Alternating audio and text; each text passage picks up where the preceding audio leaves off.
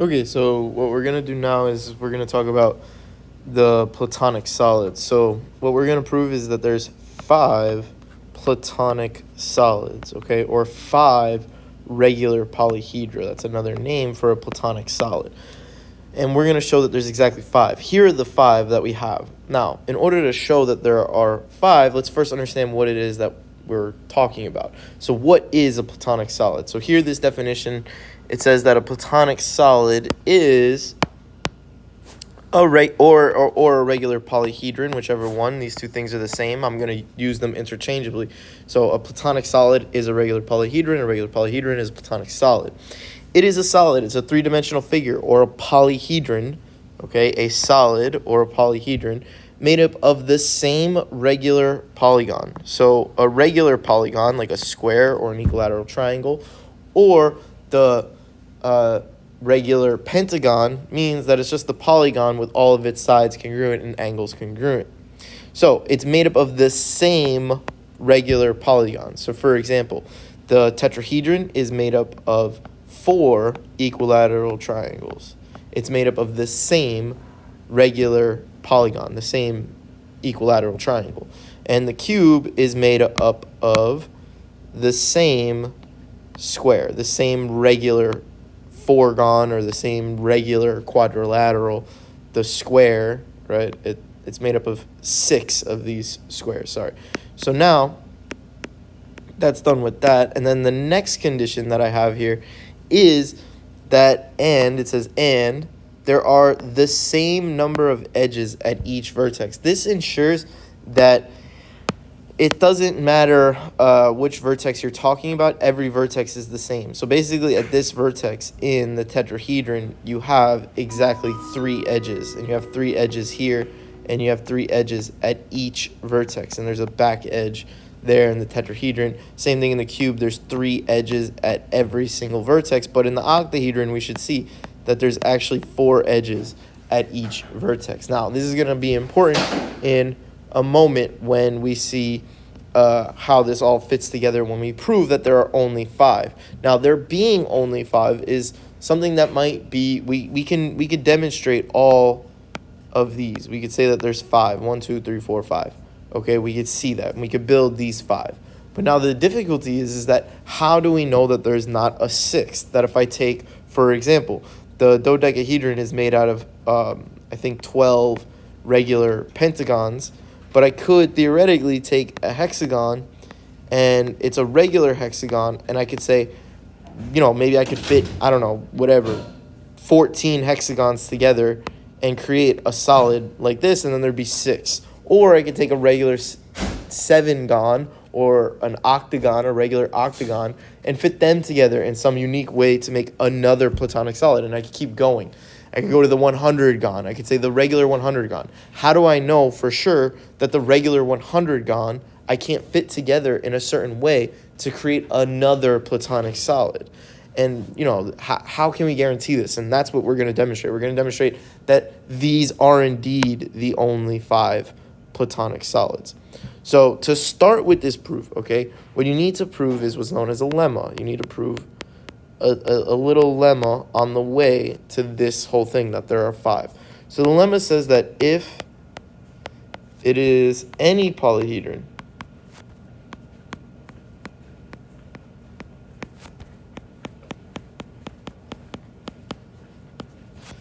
then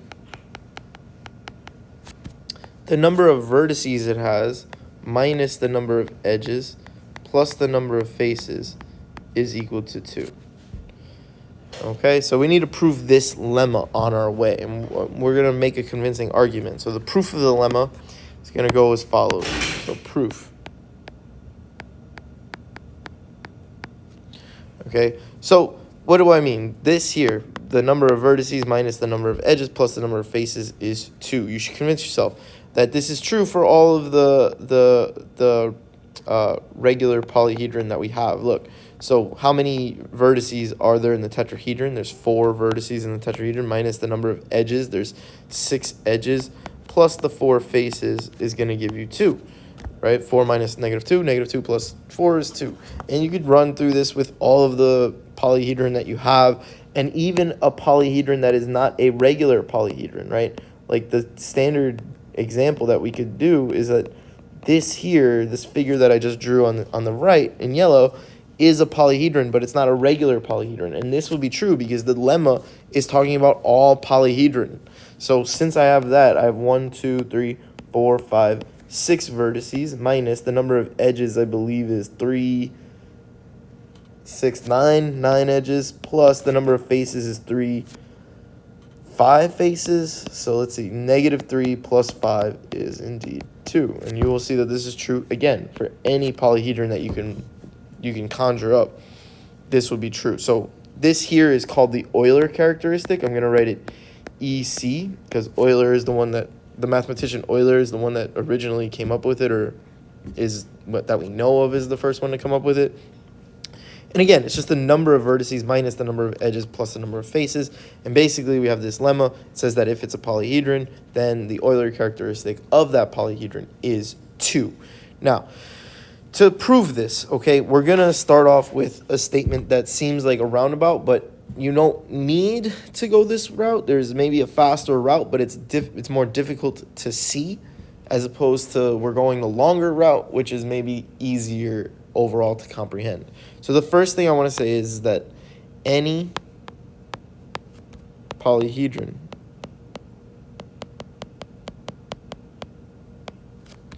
gives what I'm calling a dissection of the sphere. And we want to understand what I mean when I say dissection of the sphere. So we have a sphere. A dissection of the sphere is essentially just like a way to construct the sphere or dissect it into its parts. So you could take an edge with a vertex. It goes around. And what you're doing here, and then you have two faces, one edge, and one vertice, or one vertex, right? You should see that there's the green edge, the green vertex, and then there's two faces to this, right? There's the face on the top, right? And then there's the face on the bottom that's glued to the other side of the edge, right? And that's a dissection of the sphere. This is like the most simple dissection of the sphere. But what we should see is that any polyhedron, so like for example, let's take, I don't know, the tetrahedron, right? If I draw a tetrahedron,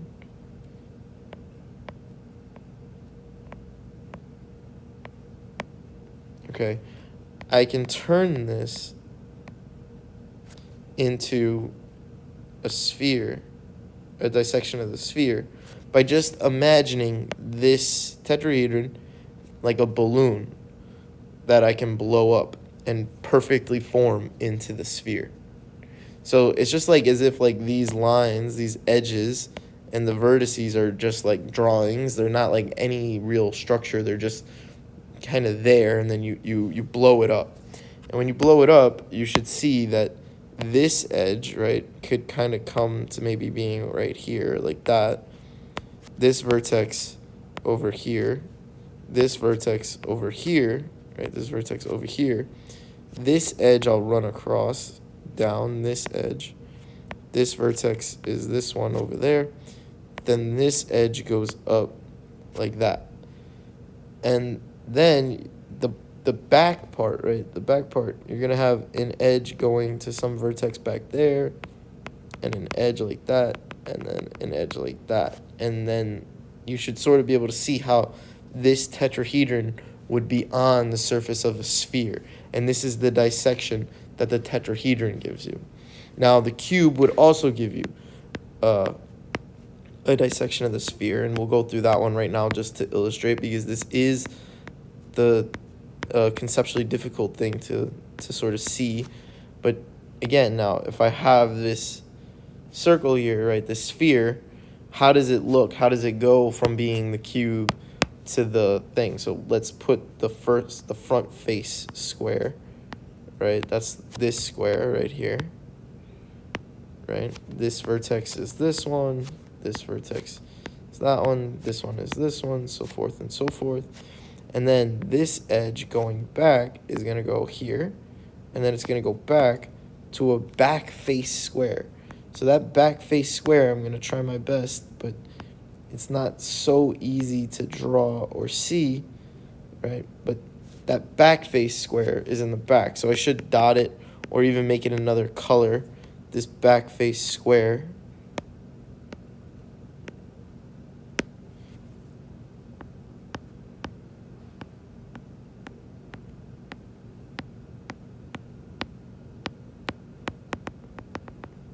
And then you go, it goes, these edges connect to the back like that.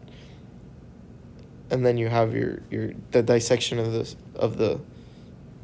the sphere from what the cube gives you. And any polyhedron will give you a dissection of the sphere. Now, after we believe in this statement that any polyhedron gives you the dissection of the sphere, right? So let's write that. Any polyhedron gives a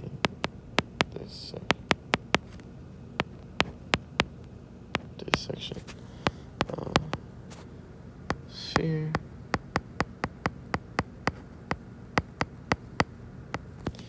Okay, we want to convince ourselves of something else, that adding / subtracting a vertex or edge leaves the Euler characteristic the same. Okay? So what does this one mean? This one means that if I have some dissection of a sphere, and we should convince ourselves that, the dissection of the sphere also could be looked at as having an Euler characteristic, right? So here's the tetrahedron, right? We went over how its Euler characteristic is 2. Here's the cube. We went over how its Euler characteristic is 2, so forth and so forth. But also the dissections of the sphere will have some Euler characteristic because there'll be some number of vertices, there'll be some number of edges, and then there'll be some number of faces in any dissection of the sphere. For example, in the dissection of the sphere that the tetrahedron gave, we should see that there's 4 faces, right? There's a front face right here.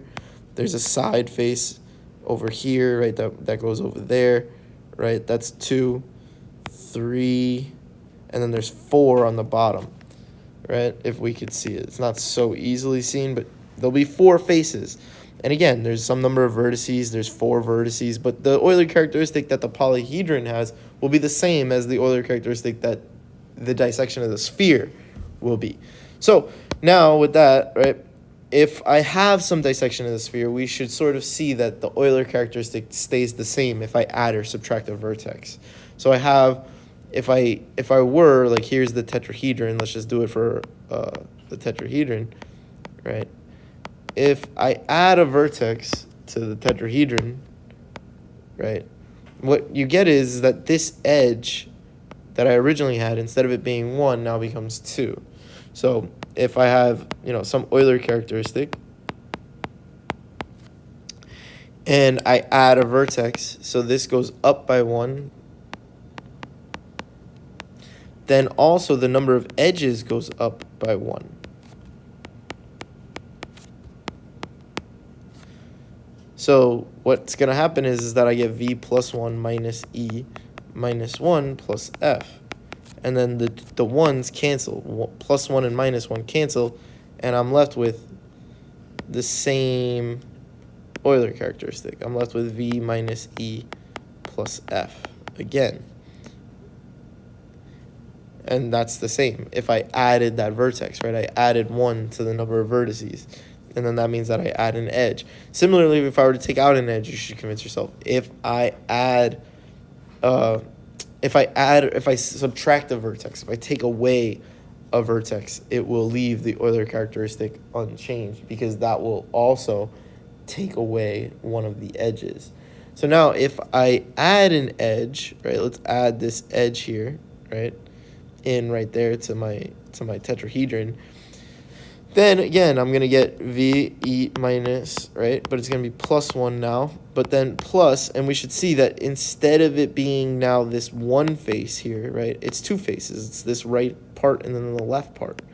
So the number of faces goes up by 1 if I add an edge. And I'm going to get v minus e minus 1 plus f plus 1. And then the 1's cancel again, and I still get the original Euler characteristic as what I had before. So now I've convinced myself of these two things. The next thing I need to convince myself of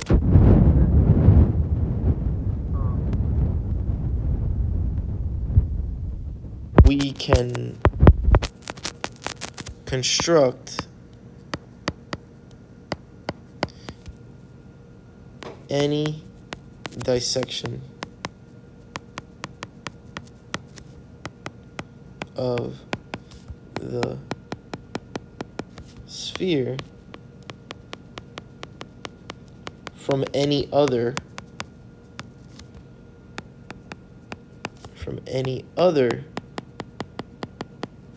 dissection of the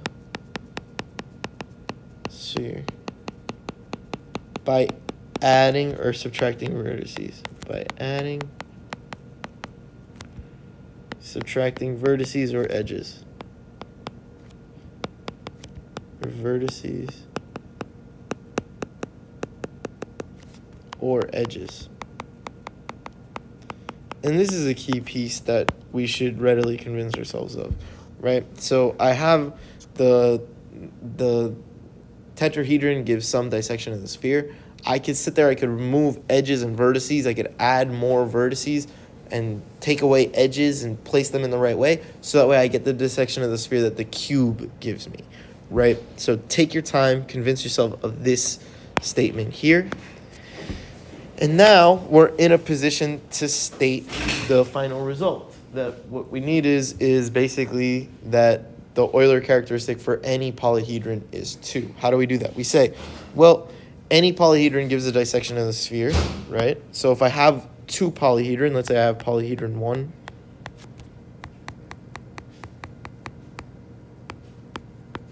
and polyhedron 2,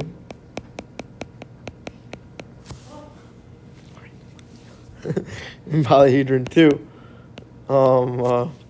what I can do is this is going to give me a dissection of the sphere, and this one will give me a dissection of the sphere.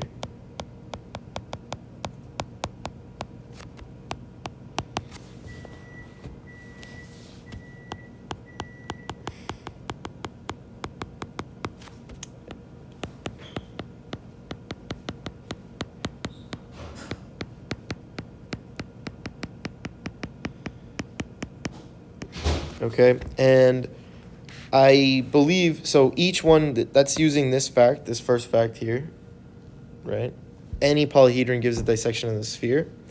Now, I use the third fact. I say that we can move from any dissection of the sphere to any other dissection of the sphere, right? So I can move from this one to this one by adding / subtracting vertices and edges, right? So I can move from one to the next, right, by adding or subtracting vertices or edges, which means that, and then since adding or subtracting a vertice or an edge leaves the Euler characteristic the same, these two must have the same Euler characteristic, which means that the original polyhedrons must have the same Euler characteristic. So my final conclusion, right, is that Euler characteristic of polyhedron 1, let's say, equals Euler characteristic of polyhedron 2. And then the last thing is just take the Euler characteristic for any polyhedron and see that it's 2. Therefore, the Euler characteristic of all polyhedron is 2. And that is the proof of your first of the lemma. Okay, so we have this now. We're like pretty much there. The Euler characteristic of any two polyhedron are equal. That's this statement that I just showed. then the Euler characteristic of this tetrahedron is 2. Therefore, since it's a polyhedron, the Euler characteristic of all polyhedron is 2, and the lemma has been proven. Now that we have the lemma, we are going to go into more detail about about a regular polyhedron or a Platonic solid. So the detail that we need to understand about this is we're going to state that if, right, we're going to state the lemma if polyhedron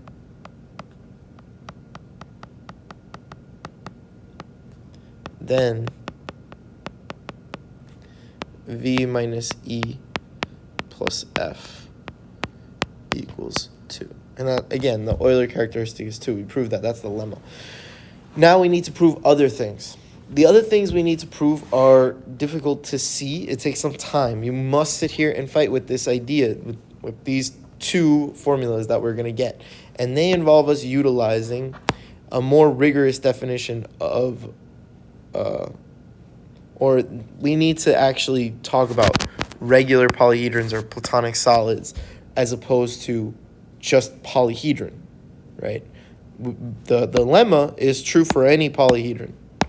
It's not about regular polyhedron, it's any polyhedron. We have this being true. But now, in order to get, refine our result, and these formulas are only going to be true for regular polyhedron because they utilize this second fact.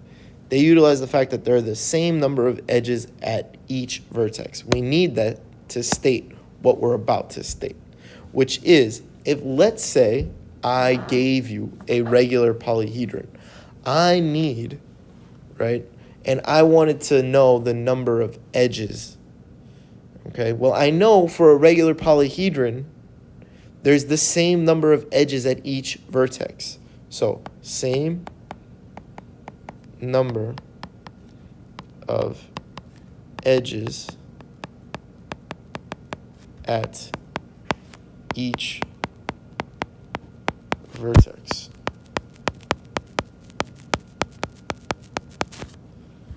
Okay, same in any Platonic solid / regular polyhedron.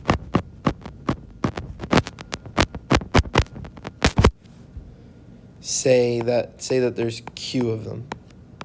There's Q edges at each vertex in this polyhedron. I give you some polyhedron, and it's the same number of edges at each vertex. Say Q. Q is equal to number of E, the number of edges at each vertex.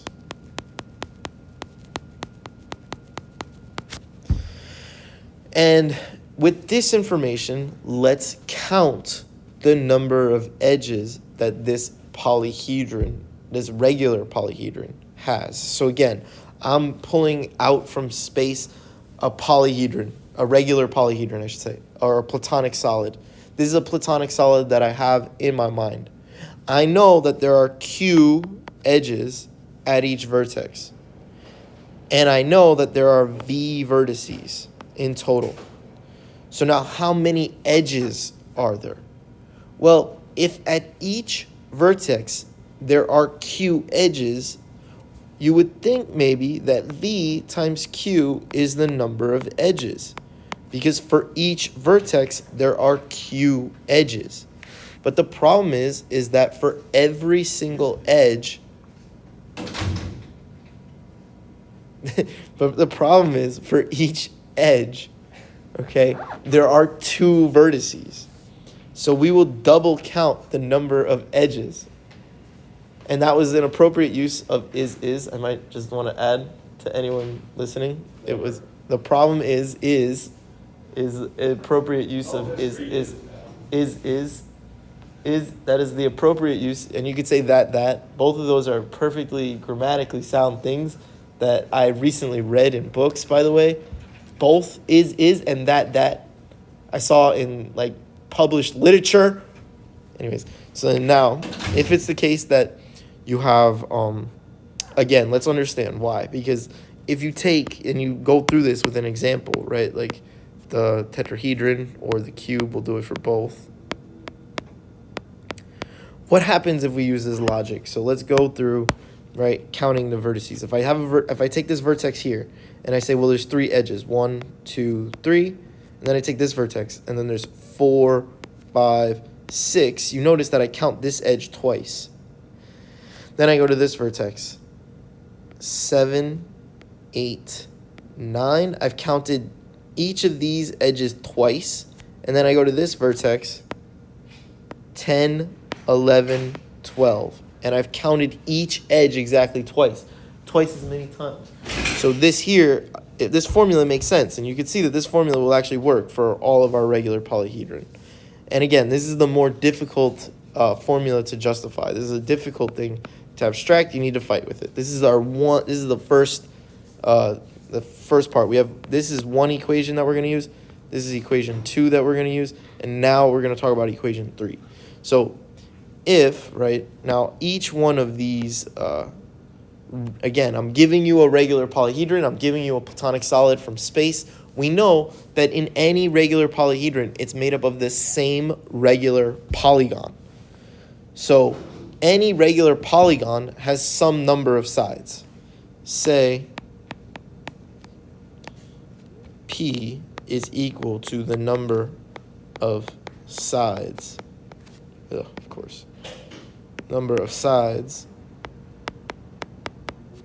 in the regular polygon.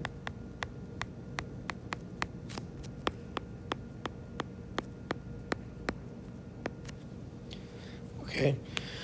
So if P is the number of sides in the regular polygon, right, then we again want to count the number of edges, and we could do a similar argument. We could, if you look at the cube, right, okay, so let's look at the cube.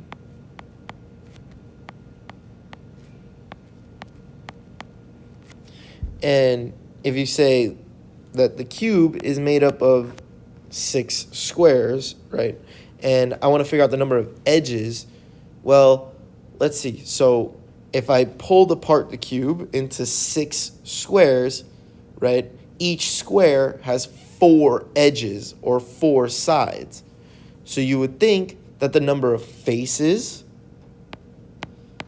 times P is again equal to the number of edges.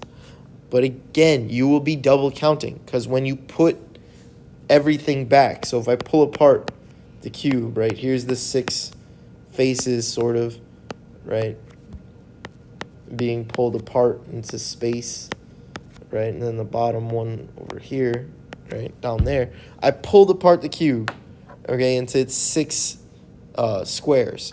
And each of these edges, look, this edge, right, I would count 4 edges here. Then I'd count 4 edges here, and I would get a total of 24 edges. But that's exactly, again, twice as many. Because if you watch, if you put this together, right, if you put this piece where it's supposed to be, what edge becomes one edge? This edge matches with this edge, and they become one. So I'm double counting again, and I'm going to get 2 times the number of faces times the number of sides in the regular polygon is equal to twice the number of edges. And again, this formula, this is 3. This formula is true for all of the regular polyhedron that we know. We know that there's 5. But if I give you a random one, this equation is true. This is true for any polyhedron. This equation is true for any regular polyhedron, and this equation is true for any regular polyhedron. So if I give you a regular polyhedron, all 3 of these equations must be true, and that leads us to the last bit. So now we have to remember that that you have convinced yourself that 1, if I have a regular polyhedron, and in this case for 1, for any polyhedron, that the Euler characteristic is 2. Then, if I have a regular polyhedron, the number of vertices times the number of edges at each vertex is twice the number of edges. And then 3, the number of faces times the number of sides there are in the regular polygon is equal to twice the number of edges. Now, it seems random how we manipulate this equation here to get the result that we want.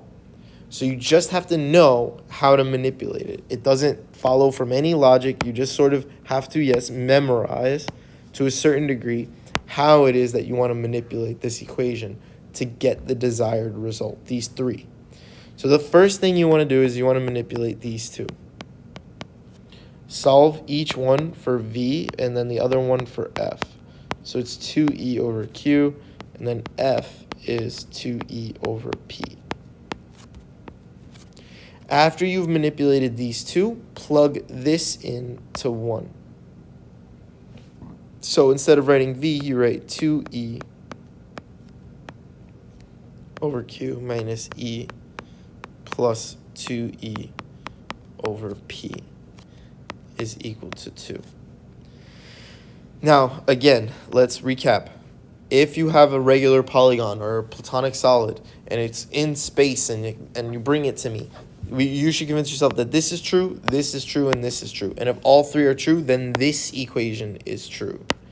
And if this equation is true, when I divide by 2e everywhere, I'm going to be dividing by 2e. So divide by 2e, divide by 2e, divide by 2e, and then divide the right-hand side of the equality by 2e. This cancels, this cancels, this cancels, this cancels, this cancels, and I get 1 over q minus 1 over 2 plus 1 over p is equal to 1 over e. And now I have to talk. Now we got to state some things about what we have here. What we have here is that this right-hand side, this is the number of edges. 1 over the number of edges. This can never be 0. Can never be 0. And as a matter of fact, this must always be greater than 0, right? And if the right-hand side must be greater than 0, the left-hand side must be greater than 0. So I have this. Okay, we need to convince ourselves of that jump. I'm going to state it again, but you should, again, fight with it and see why it's true. E, what's E? E is, the number of edges that there are in this regular polyhedron. So again, I'm giving you a Platonic solid. I'm giving you a regular polyhedron. It has some number of edges. That number of edges is not 0. First of all, you'd be dividing by 0. That's bad. But it's also not infinity, which would make this 0. You can never have infinity number of edges. No, it's always going to be a finite figure that the Platonic solid will be. You can't have in physical space infinity edges. Doesn't make sense. But if E is right somewhere, some finite number, then 1 over E is always greater than 0. It's never negative, right? You can't have a negative number of edges in a physical solid. So this is always greater than 0, which means that then the left-hand side is always greater than 0. And if the left-hand side is greater than 0, okay, what you have is this equation that you really want to work with, which is this one. You really want to work with this equation. You really want to say 1 over q plus 1 over p is greater than 1/2. Because I add the 1/2 over the side of the inequality, and I get this one. And this is the key equation that you want to wind up with at the end of this. Okay? Because it's this equation that we show can only be true for 5 values of p and q. Okay, there's no other values for p and q. There's 5 different possible combinations for p and q that make this equation true. So let's again recap real quick before we go on any further. If it's the case that I have a polyhedron, in particular a regular polyhedron, I know that equation 1 is true. I showed that if I have a regular polyhedron, then equation 2 is true. If I have a regular polyhedron, equation 3 is true. If all 3 of these equations are true, then any combination that I put of these three equations must be true, including this equation right here. And if this equation is true, then that means that this left-hand side must be greater than 0, which means that this equation, or this inequality, must be true. And I'm going to show that this inequality can only be true for exactly 5 different combinations of P and Q. So the first thing now, let's go through what I have. Let's remember what Q is, let's remember what P is, and let's see what we have for 1 over Q plus 1 over P. And we have to remember that it has to be strictly greater than 1/2. It cannot be less than 1/2. So Q is the number of edges at each vertex. This must be greater than 3, or greater than or equal to 3, because it could be 3.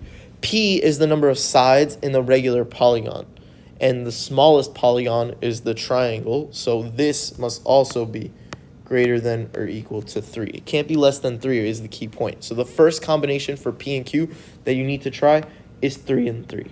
And is it true that 1/3 plus 1/3 is that greater than 1/2? And it is. 2/3 is greater than 1/2. So this combination occurs. So I have it where Q could be 3 and P could be 3. That's one possible combination that can occur. Now let's see. So let's keep Q 3 and let's try P being 4. And let's see if this combination can occur.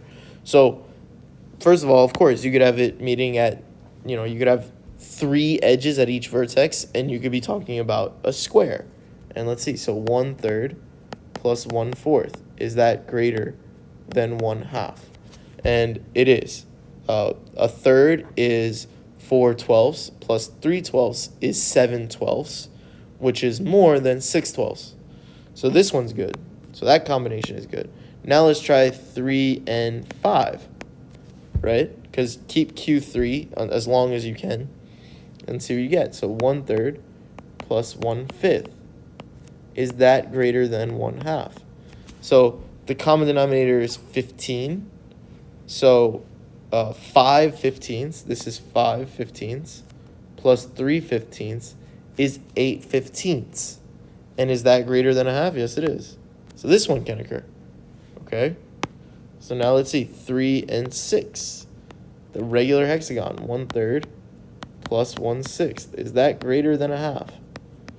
And the answer to this is no. This is 2/6 plus 3/6 is 1/2. So this one cannot occur. I cannot have a regular polyhedron with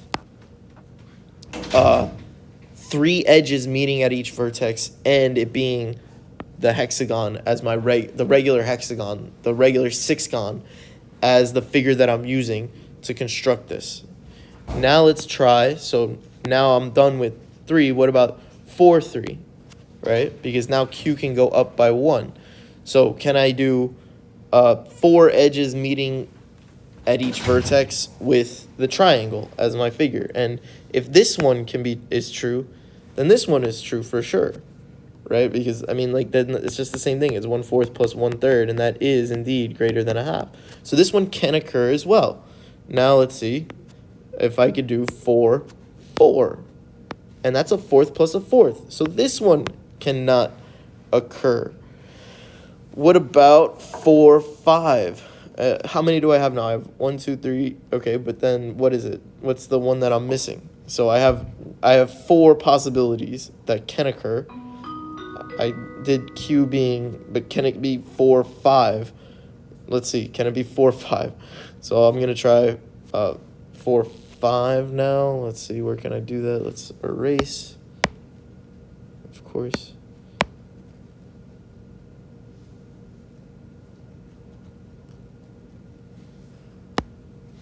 So let's say I have Q is 4, P is 5.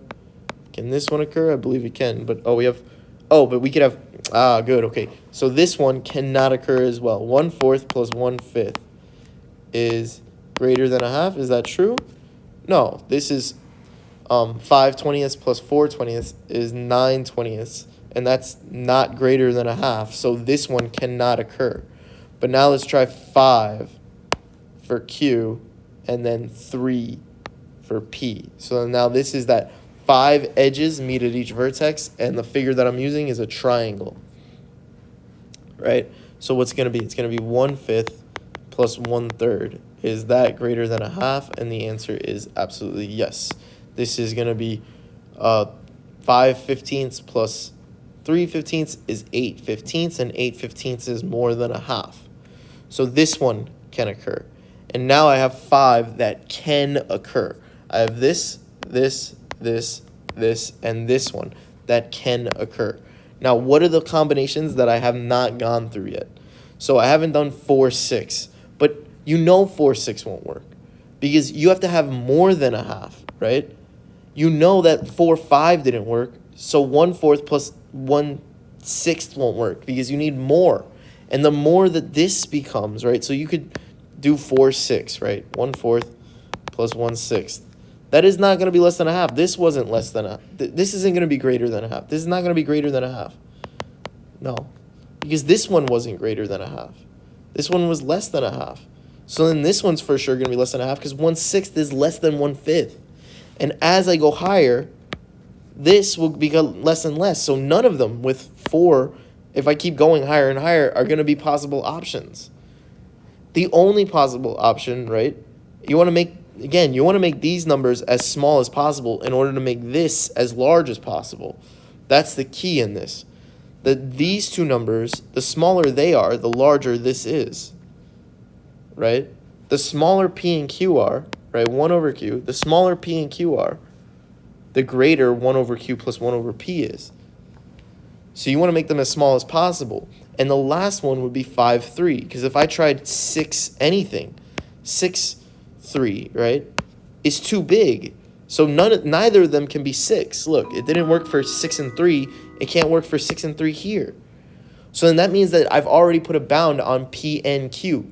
If P or Q is 6, then it doesn't matter. The smallest that P or Q could be is 3. So if, let's say, Q is 6, and the smallest P could be is 3, that doesn't work. And then if P is 6 and Q is 3, that won't work either. So the most that P or Q could be is 5. And then that puts a limit. And then that means that the only 5 that you could possibly have are these exact 5 that I gave you. These are the 5 Platonic solids. 1, 2, 3, 4, 5. And we can match each one of these to its corresponding Platonic solid. And let's do that now. So let's go through how each one. So I'm going to see if I could copy this. Or wait, I think I actually have it copied. So let's do a new page. And let's say I have this here. Let's go like that. And then let's see, how could I do this?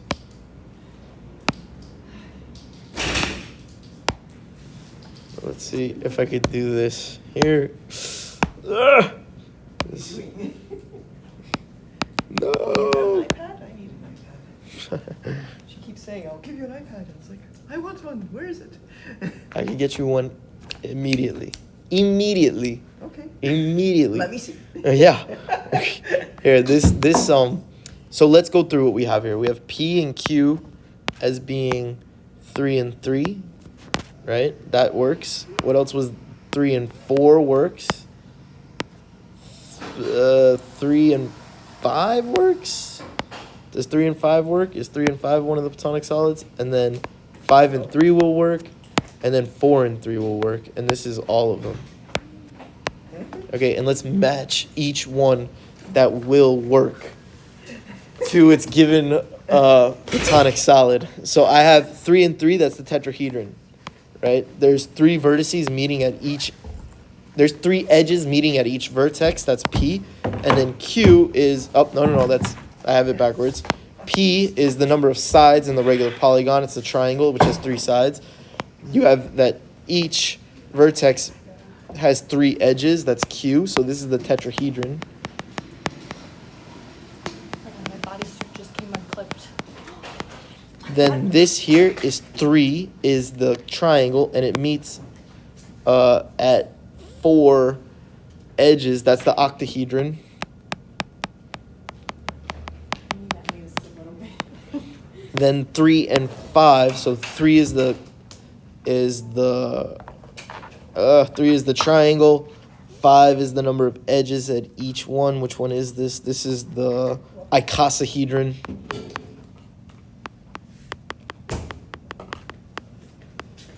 And then this one is 5 sides is the dodecahedron. This is the pentagon. Decahedron. And then the last one's the cube. The 4-sided polygon is the square. The regular 4-sided polygon is the square. And it meets at each vertex has 3 edges. So this is the cube. And then this exhausts. These are the only combinations for P and Q where 1 over P plus 1 over Q will be greater than 1/2.